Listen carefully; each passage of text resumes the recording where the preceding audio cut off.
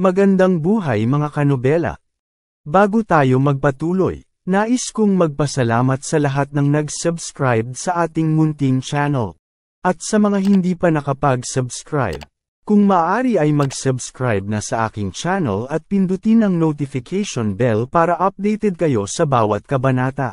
Maaari rin kayong mag-like, comment, at e-share ang ating video para malaman din ng iba nating mga kanobela. Maraming salamat po. Ang ganti ng inapi, Kabanata 1311 hanggang 1320. Kabanata 1311. Pagkaalis nina Charlie at Jacob sa bahay, bahagyang ngumiti si Jacob habang mahigpit ang kapit sa manibela. Sa wakas, aniya, may halong tuwa sa tinig, ang tagal kong hinintay to. Matagal ko nang gustong magkaroon ng palitan ng aktibidad, ang University for the Elderly at ang Calligraphy and Painting Association natin. Hindi naging madali, pero heto na rin sa wakas. Ngumiti si Charlie, bahagyang nagbiro, nakipag-ugnayan ka na ba kay Tita Mei Ching? Umiling si Jacob, may ngiting may bahid ng pananabik. Hindi pa, gusto kong sorpresahin siya. Ilang araw ko na rin siyang hindi nakikita, sigurado akong matutuwa siya kapag nagkita kami. Tumango si Charlie ngunit agad nagpaalala, mag-ingat ka, Dad.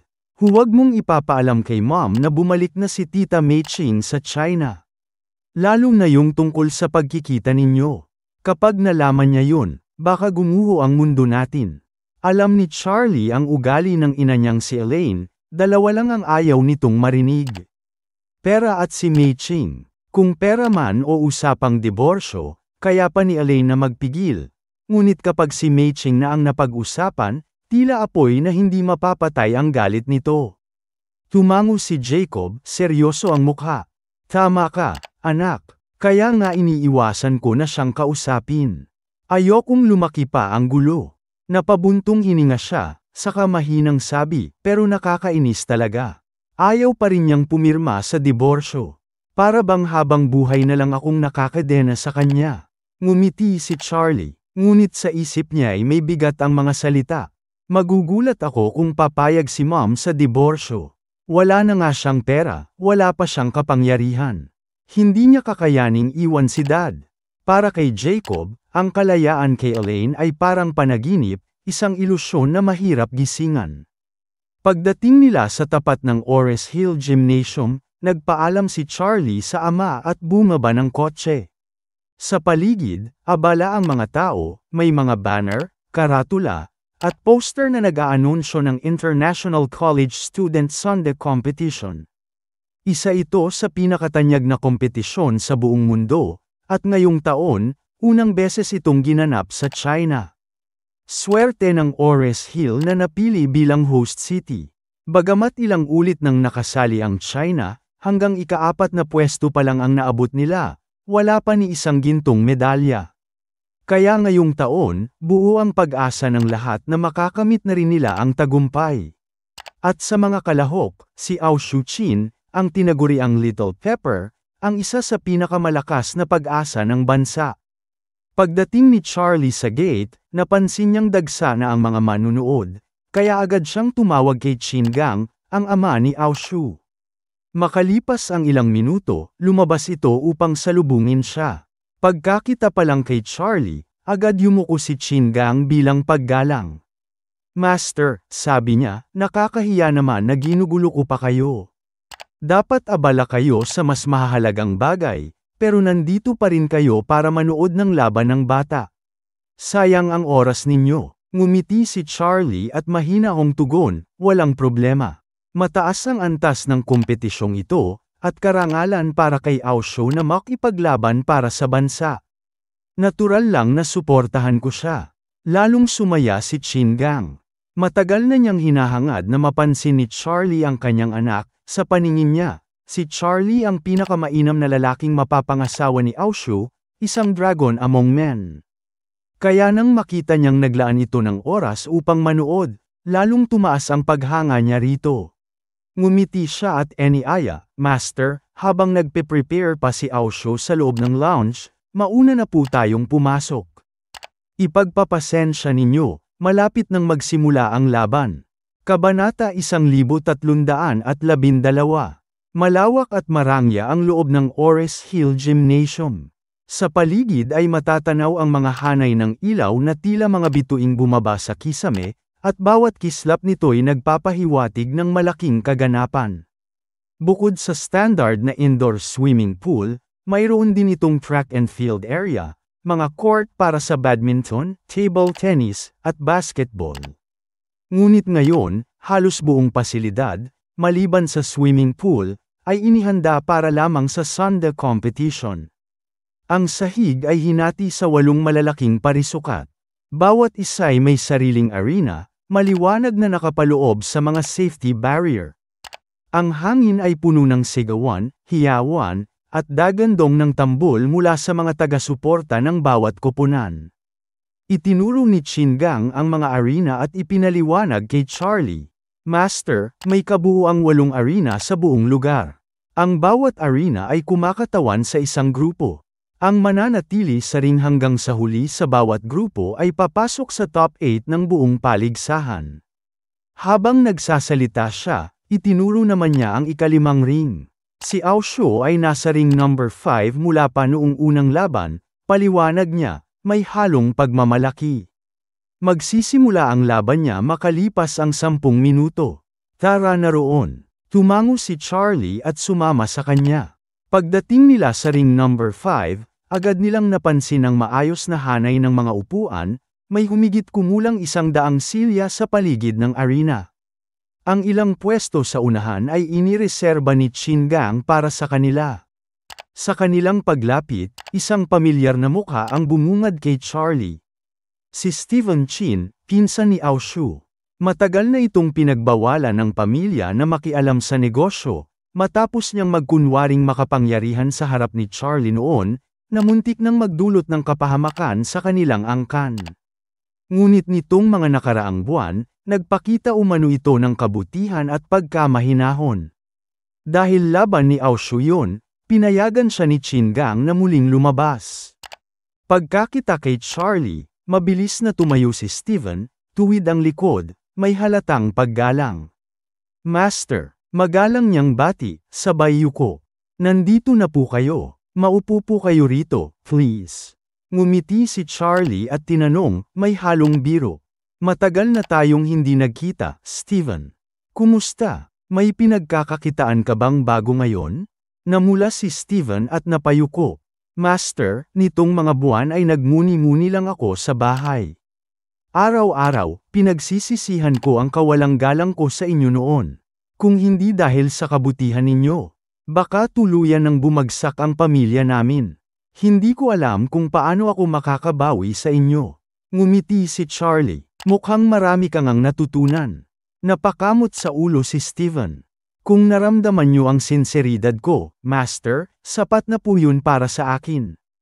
Biglang sinampal ni Chingang sa batok si Steven at pinagalitan.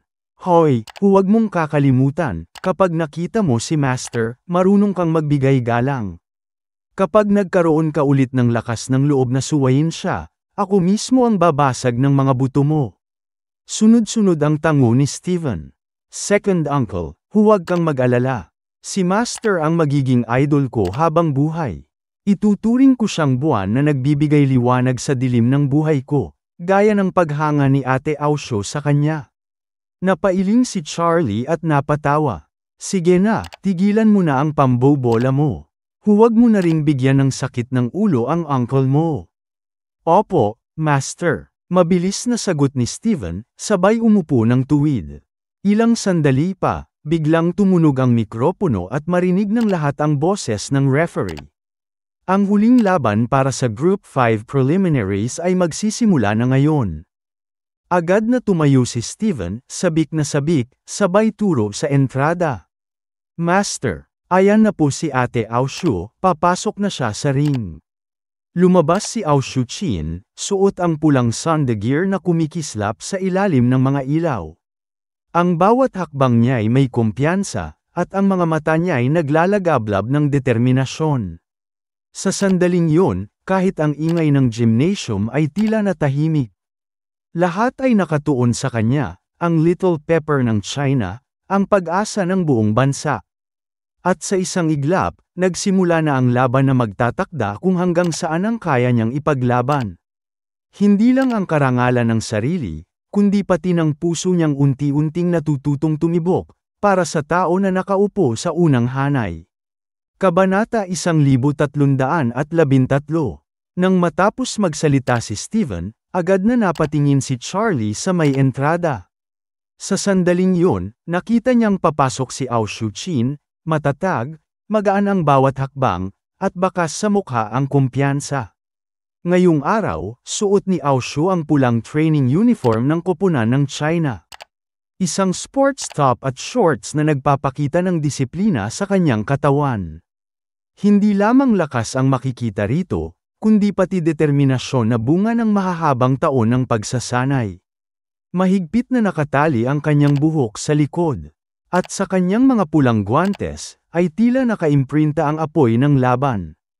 Kasabay niyang pumasok ang kalaban, isang babaeng Thai na may matikas na tindig at bakas, sa mga mata ang tapang ng isang bihasang Muay Thai fighter. Ang mga manunood ay nagsimula ng mag-ingay, may halong sigawan at hiyawan, tanda ng pag-aabang sa susunod na bakbakan. Agad na ipinaliwanag ni Steven kay Charlie, "Master, ang kalaban ng ate ko ay isang Thai fighter. Sabi nila, mahusay siya sa Muay Thai at inaasahang makakapasok sa finals." Ngumiti si Charlie, kalmado at puno ng tiwala. "Walang dapat ikatakot sa Muay Thai," sagot niya. "Magaling sila sa disiplina ng paa at siko, pero kung ikukumpara sa sining ng Chinese martial arts, kulang iyon sa balanse at espiritu." "Naniniwala akong kaya ni Ao Shu."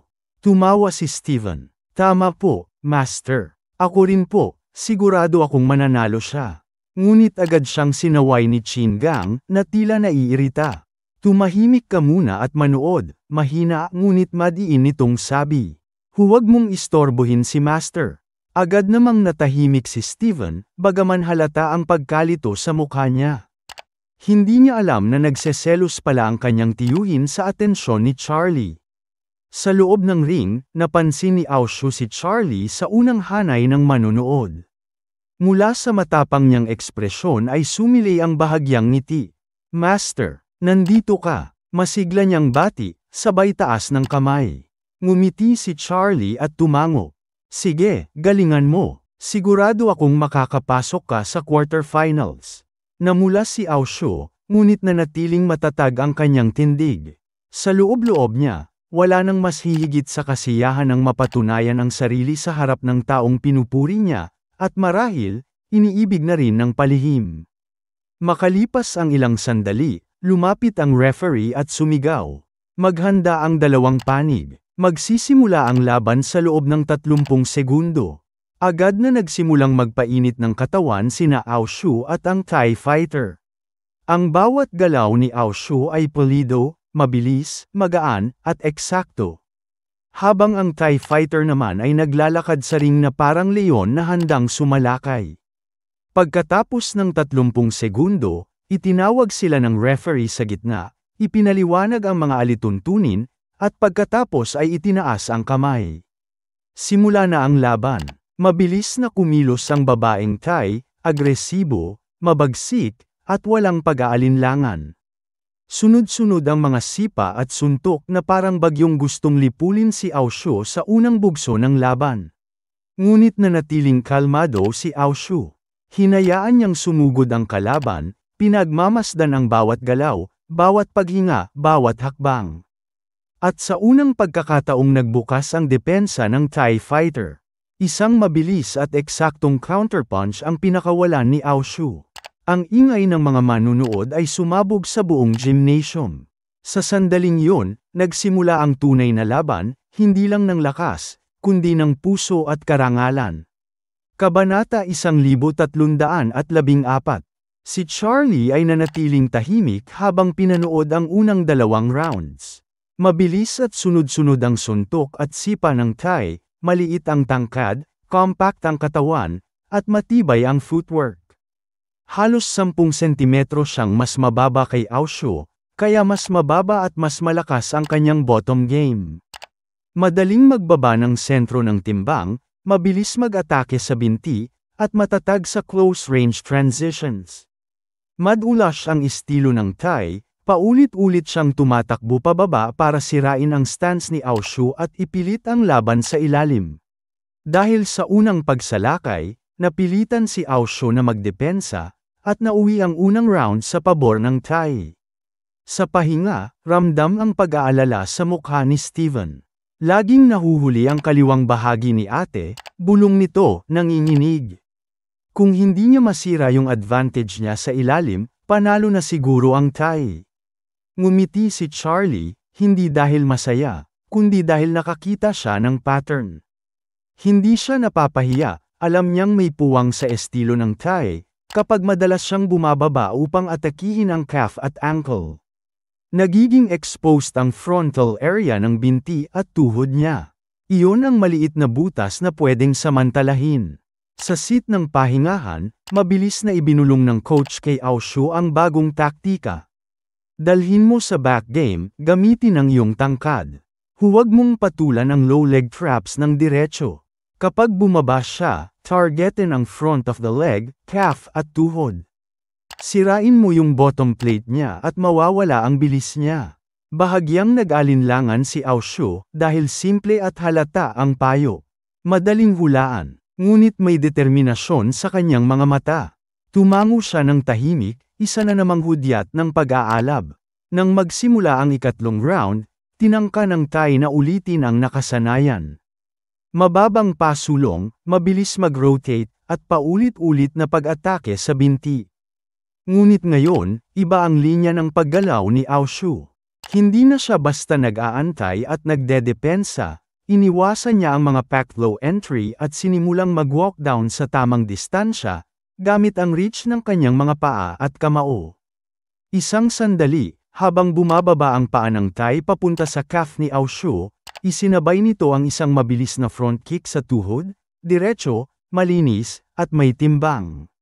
Ramdam ng crowd ang impact, may maliit na pagyanig sa paggalaw ng Thai.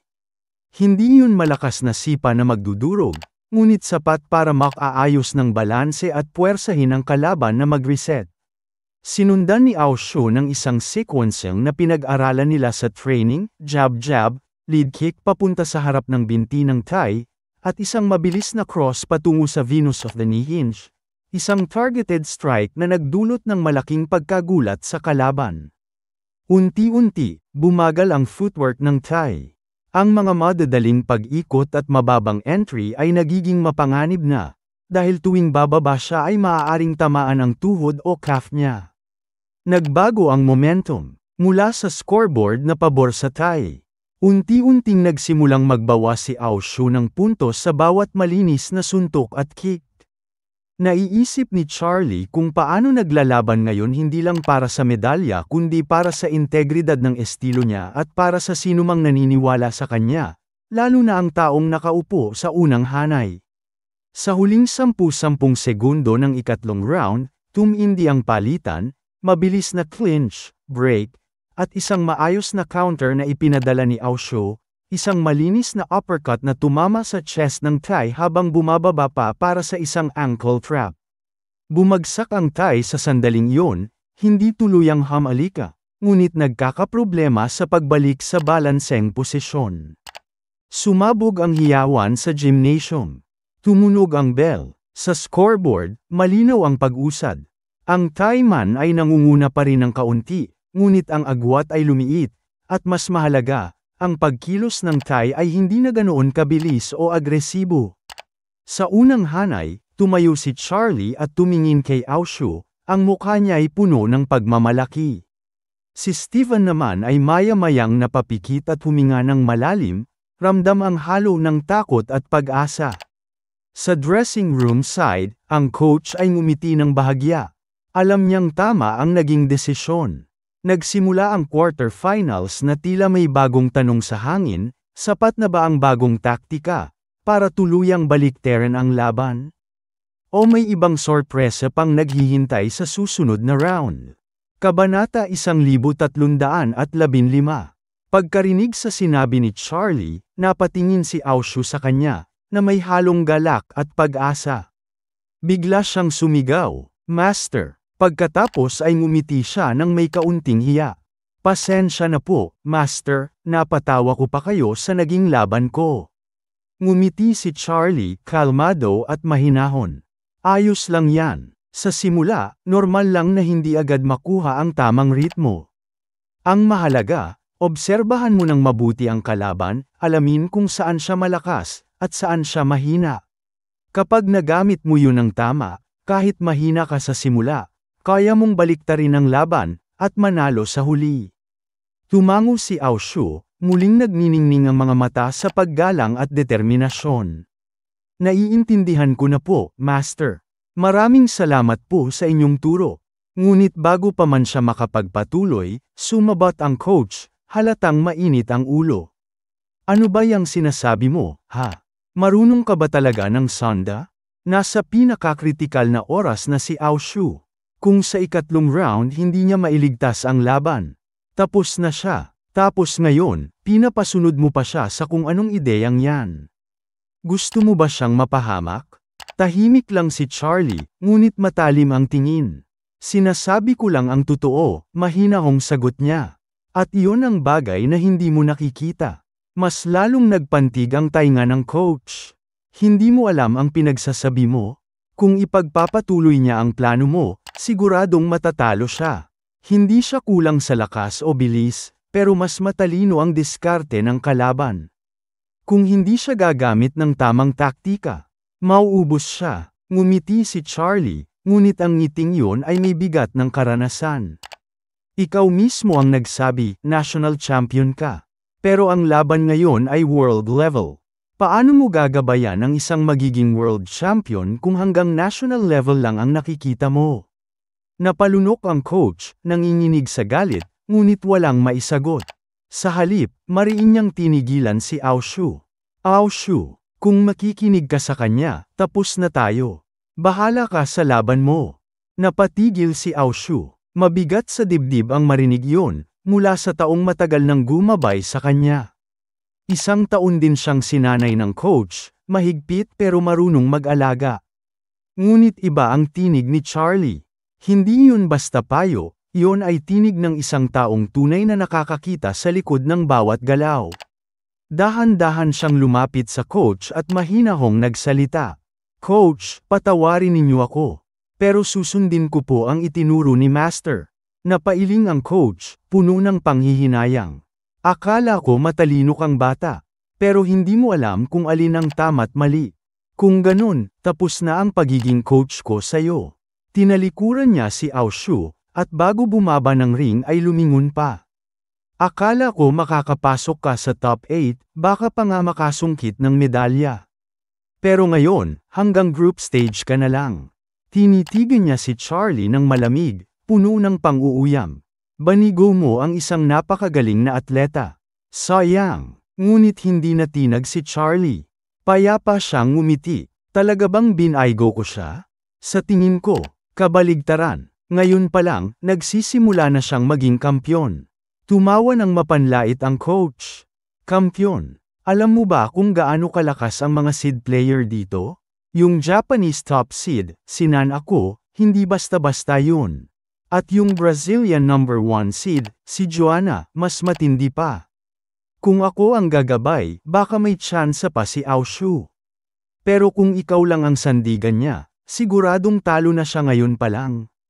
Ngumiti si Charlie, hindi nagpapatinag. "Huwag kang mag-alala," mahinahon niyang sagot. "Si Joanna man o sinan ako, pareho silang magiging tinalo ni Aoshu." Umiling ang coach, halos matawa sa inis. "Grabe, ang kapal ng mukha mo, bata. Sa kakarampot mong karanasan, akala mo kaya niyang talunin sinan ako?" Ngumiti si Charlie ng payapa, isang ngiting hindi nagtatanggol, kundi nananampalataya. "Hindi ako ang nag-aakala, aniya. Alam kong kaya niya." Kabanata 1316. Tumango si Charlie. "Kung hindi kayo naniniwala, aniya, panoorin niyo na lang." Napangiti ang coach at sumagot ng may hamon. "Sige, Mananatili ako rito, gusto kong makita kung paano siya babagsak. Umupo ito sa gilid ng ring, nakapulupot ang mga braso, malamig ang tingin, naghihintay ng kapahamakan. Sigurado na siya sa pagkatalo ng dating estudyante. Ngunit hindi pinansin ni Charlie ang pangungutya. Lumapit siya kay Aoshu at marahang hinawakan ang balikat nito. Huwag kang kabahan, mahinahong sabi niya. Sundin mo lang ang sinabi ko, iwasan ang hanging game, maghintay ng tamang sandali, at sirain mo ang kanyang bottom plate. Kapag nakuha mo yun, ikaw ang magdidikta ng laban. Tumango si Aoshu, nangingilid ang luha ng determinasyon. Coach Wade, bulalas niya, kung manalo ako, magiging coach kita sa mga susunod kong laban, ha? Hindi nag-atubili si Charlie. Oo, mula ngayon, ako na ang coach mo. Ngumiti si Aoshu, buong sigla. Sige po, Coach Wade. Tumunog ang kampana, ikatlong round. Tumindig si Aoshu, huminga ng malalim, at sandaling lumingon kay Charlie. Sige po, Coach Wade. Laban na tayo. Sa gitna ng ring, nakatayo ang Thai fighter, kumpiyansa, malamig ang tingin. May dalawang panalo na siya, konting tiyaga na lang at panalo na ang tiket sa top 8. Ngunit hindi na siya ang may kontrol. Ang Aoshu ngayon ay ibang-iba. Hindi na pabigla-bigla, hindi na pa dalos-dalos.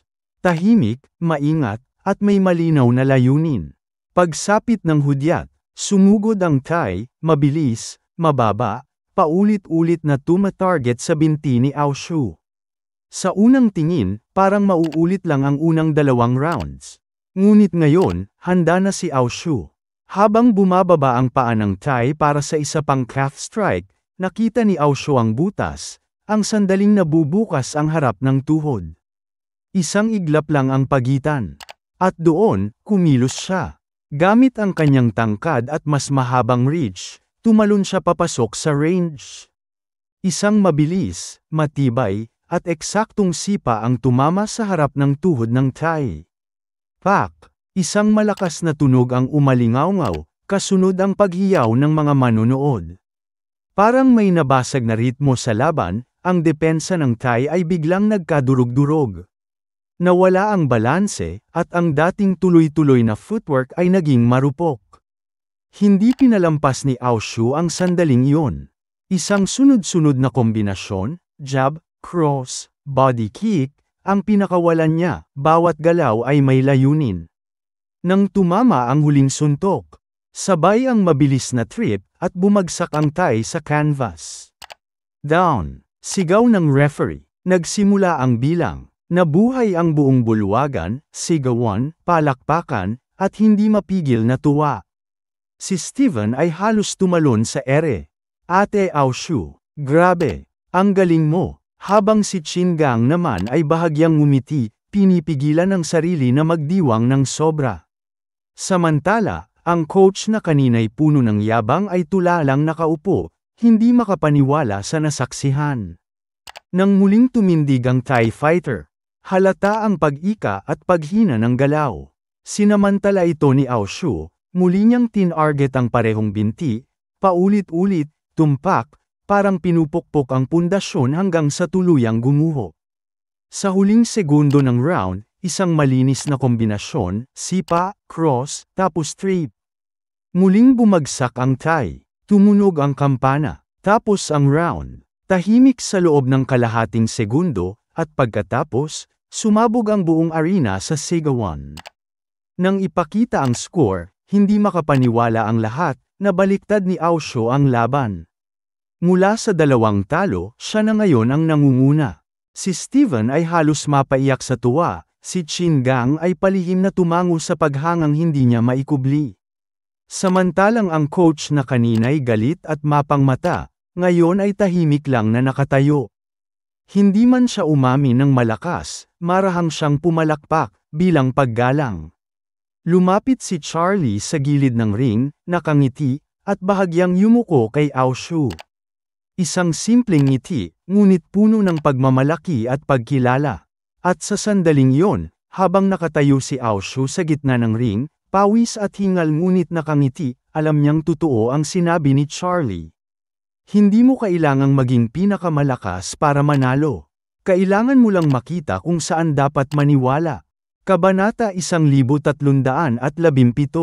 Habang pinagmamasdan ng coach ang laban mula sa gilid ng ring, napakunot ang kanyang noo. Nakikita niyang si Ao Shu ay puro depensa lamang, napapaatras ng kalaban, kaya't napangiti siya ng mapanglait. Ano ba yan? Bulong niya, ang hina ng taktika ng batang to. Sa kanyang isip, mali ang ginagawa ni Ao Shu. Sa isang laban kung saan mabilis ang atake ng kalaban sa ibaba, dapat ay sabayan at tapatan yon. Makipagsagupaan hanggang may mabasag na butas. Ito ang karaniwang pananaw ng mga coach na nakasanayan ang agresibong estilo, at marahil. Ito rin ang dahilan kung bakit kakaunti lamang sa kanila ang umaabot sa pagiging tunay na top coach. Kahit noong mga manlalaro pa sila, hindi rin sila nakarating sa pinakamataas na antas. Ngunit iba si Charlie. Para sa kanya, ang labanan, maging sa ringman o sa digmaan, ay hindi lamang patigasan ng katawan, kundi talasan ng isip. Kapag gusto mong manalo, madalas niyang sabihin, huwag mong labanan ang lakas ng kalaban. Wasakin mo ang sandata niya. Kung kamao ang sandata, alisin ang lakas ng kamao. Kung binti, sipatin ang binti. Dahil kapag nawala ang pinakamalakas na puwersa ng kalaban, kusang guguho ang natitirang depensa. Alam ito ni Charlie. Alam din niyang ang Thai fighter na kalaban ni Ao Shu ay kilala sa matindi at mabilis na kanang sipa, isang sandatang halos walang makaiwas. Kaya bago pa man magsimula ang laban, tinuruan niya si Ao Shu na pag-aralan yun, hanapin ang butas, sirain ang binti. At dumating nga ang sandaling hinihintay. Habang muling sumusugod ang Thai fighter, kumawala ito ng isang matinding right leg kick, ang paborito nitong atake. Ngunit sa mismong iglap na yon, umilag si Ao Shu. Mabilis, matatag, at eksakto, buong lakas niyang inapakan ang tadyang ng binti ng kalaban, tumama ng diretso sa shin bone. Isang malakas na tunog ang umalingaw-ngaw sa buong arena, kasabay ng matinis na sigaw ng Thai fighter. Nanginginig ang kanyang kanang binti. Bawat hakbang ay parang tinutusok ng libong karayom. Halos hindi na siya makatayo ng tuwid, paano pa siya makakaatake? Hindi siya makapaniwala, mas malakas ang sipa ko, bakit siya ang nakalamang? Ngayon lang niya napagtanto, hindi ito lakas o bilis. Ito ay taktika. Si Ao Shu ay naghintay, nag-obserba, at inantabayanan ang tamang oras upang ibalik ang lahat sa iisang tumpak na sipa. Sa gilid ng ring, napasigaw ang mga manonood. Ao Shu! Ao Shu! Ao Shu! Habang si Charlie ay nakatayo lamang. May ngiting bahagyang mapagmataas, ngunit puno ng pag-aproba. Magaling, bulong niya. Alam mo kung kailan tatama, at kung paano manalo. Ngayon, malinaw na ang takbo ng laban. Ang Thai fighter ay halos di na makagalaw, samantalang si Ao Shu ay buo pa ang lakas. Isang sipa lang, ngunit iyon ang nagpabago sa lahat. Sa gilid ng ring, ang dating coach ay tila natigilan. Kanina'y puno siya ng pag-aalangan at pangungutya, ngunit ngayon siya mismo ang napahiya. Alam niyang tapos na ang laban. At habang unti-unting humuhupa ang ingay ng sigawan, isang bagay lang ang malinaw sa kanya. Ang tagumpay ni Ao Shu ay hindi dahil sa lakas ng katawan, kundi sa talino ng diskarte at sa gabay ng bagong coach na nagtiwala sa kanya. Kabanata 1318. Sa sandaling yon, hindi napigilan ng dating coach ni Ao Shu ang pagragasa ng matinding pagsisisi.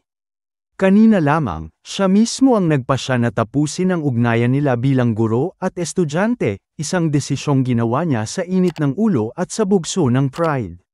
Ngayon, habang nakikita niyang isang hakbang na lang si Ao Shu sa pagpasok sa quarterfinals, napagtanto niyang wala na siyang bahagi sa tagumpay na iyon. Wala na siyang kredito, wala na siyang pangalan sa likod ng panalo. Napakagat siya ng labi, at sa pagitan ng maingay na sigawan ng mga tao, mahina siyang napamura sa sarili. Samantala, nagbago na ang ihip ng laban. Si Ao Shu, na kanina'y puro depensa, ngayon ay lumaban ng may apoy sa mga mata. Hindi na siya umatras, bagkus, siya na mismo ang humahabol. Ang TIE Fighter, na dati mabilis at dominante, ay ngayon ay hirap na hirap makagalaw. Bawat hakbang paurong ay may kasamang matinding kirot, ang dating sandata niyang kanang binti ay ngayon naging pabigat na lamang. Sunod-sunod ang suntok at sipa ni Ao Shu, mabilis, malinis, at eksakto. Ang kalaban, na dati matikas, ay ngayon ay parang hayop na napalilibutan, walang magawa kundi umatras at takpan ang sarili. Ngunit hindi pa roon nagtapos si Ao Shu. Naaalala niya ang tinig ni Charlie sa kanyang isipan. Sipatin ang pundasyon, wasakin ang sandata ng kalaban. At yun nga ang ginawa niya. Habang pilit bumabawi ng sipa ang TIE Fighter, nakita ni Ao Shu ang butas, isang maliit ngunit tiyak na pagkakataon. Sa isang mabilis at matatag na galaw, nagpakawala siya ng whip kick, at tumama ito mismo sa nasugatang kanang binti ng kalaban. Isang malakas na sigaw ang umalingaw-ngaw sa buong ring.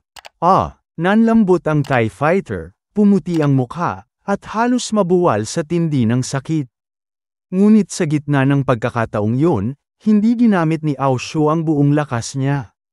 Alam niyang kaya niyang tapusin ito. Kaya niyang ibigay ang isang sipa na magwawakas sa lahat.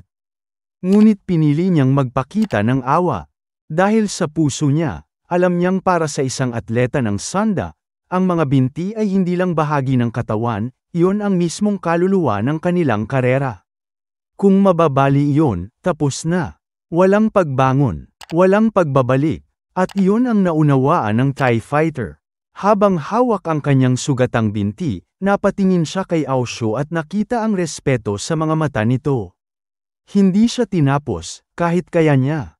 Doon niya naramdaman ang pagkatalo, hindi sa lakas, kundi sa dangal. Huminga siya ng malalim, umatras ng 2 hakbang, at nagbigay galang ng kamao kay Ao Shu, tanda ng pagsuko at paggalang.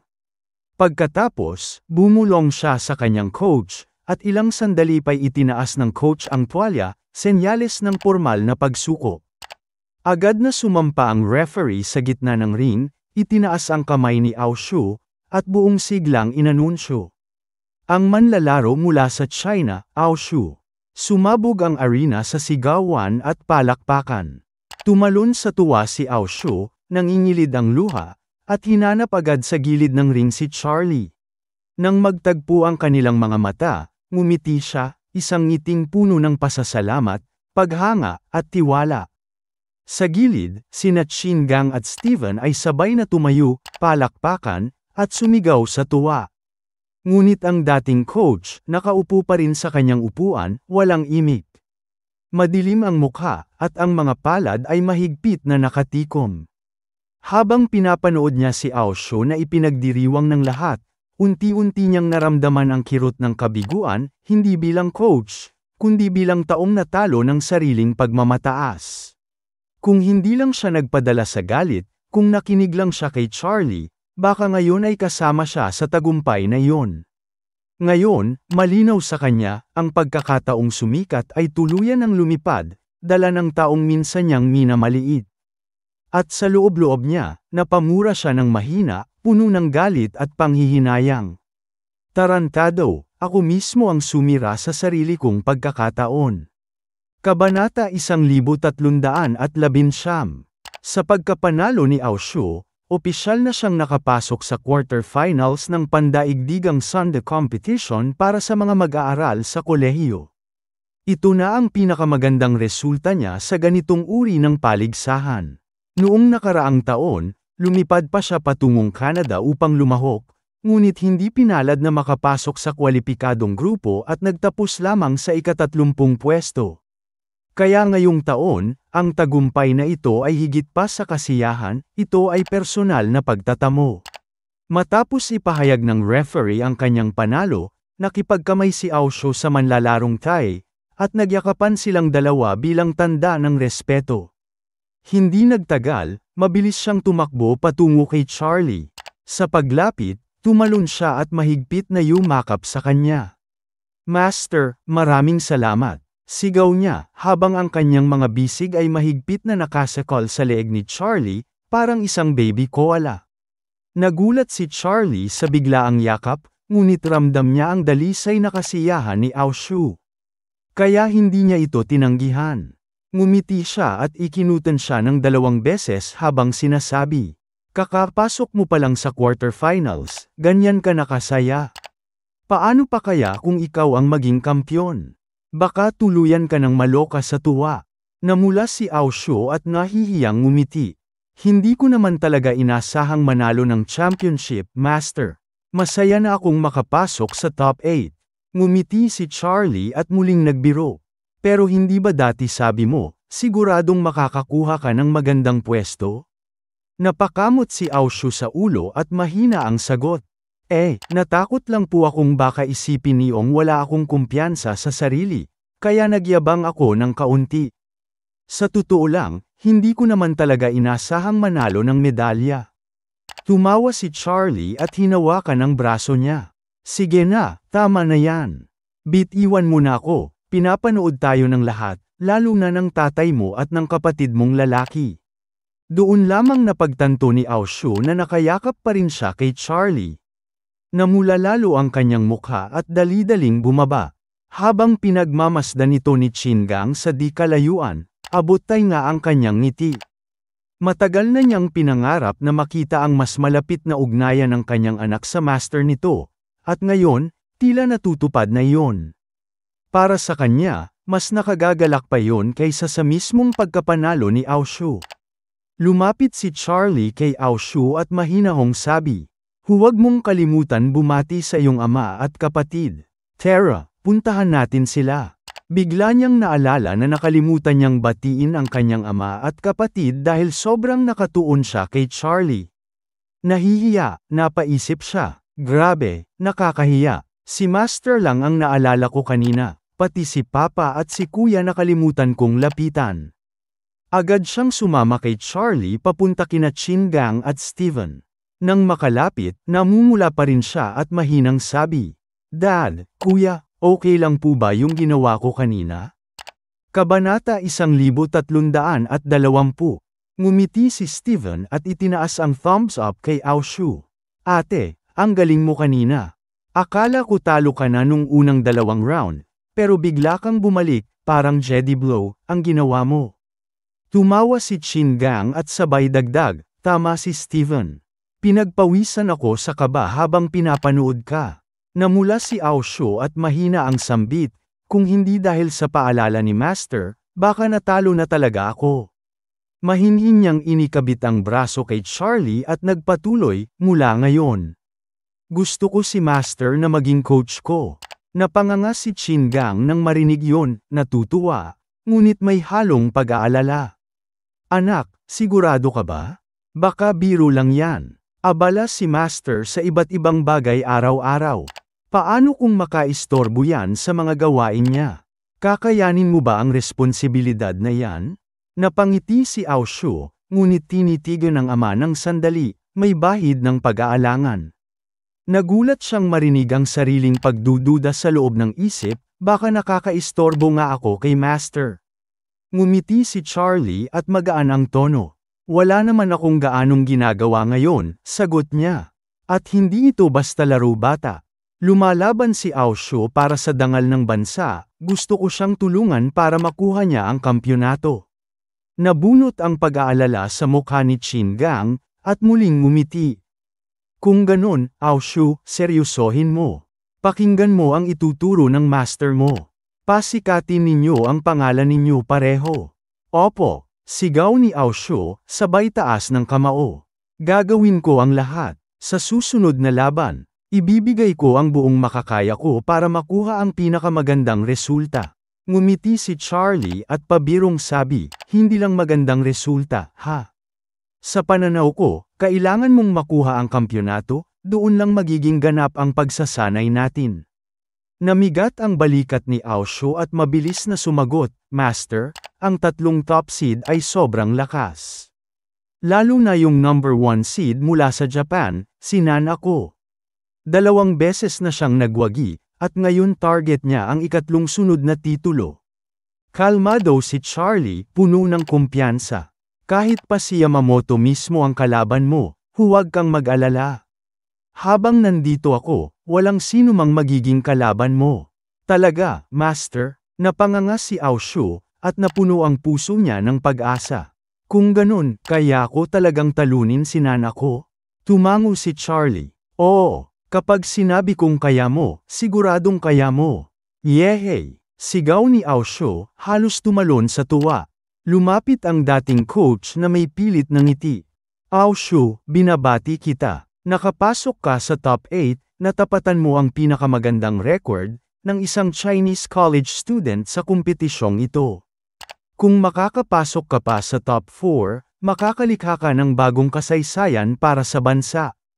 Magalang namang sumagot si Aoshu, salamat po, coach. Gagawin ko ang lahat para pagbutihin pa. Ngunit nag-iba ang tono ng coach at naging seryoso. Sa totoo lang, nanalo ka kanina dahil sa swerte. Kung gusto mong manalo muli, hindi sapat ang swerte, kailangan ng sistematikong pagsasanay at propesyonal na patnubay. Bakit hindi mo ako hayaan na muli kang gabayan? Ngumiti si Charlie ng banayad ngunit hindi nagsalita. Agad namang tumanggi si Aoshu, matatag ang boses. Pasensya na po, coach. Ngayon, may bago na akong coach. Tumango ang coach na may halong panlalait. Hindi siya propesyonal. Kanina, puro tsamba lang, isang bulag na pusa na natisod sa patay na daga. Kung aasa ka sa kanya, baka hanggang top 8 ka lang. Wala ka ng pag-asang umangat pa. Namula si Aoshu at mariing sagot, puno ng paninindigan. Huwag mong sir-on si Master. Para sa akin, si Coach Wade ang pinakamagaling na coach sa buong mundo. Walang kapantay, kahit ikaw pa ang itapat sa kanya.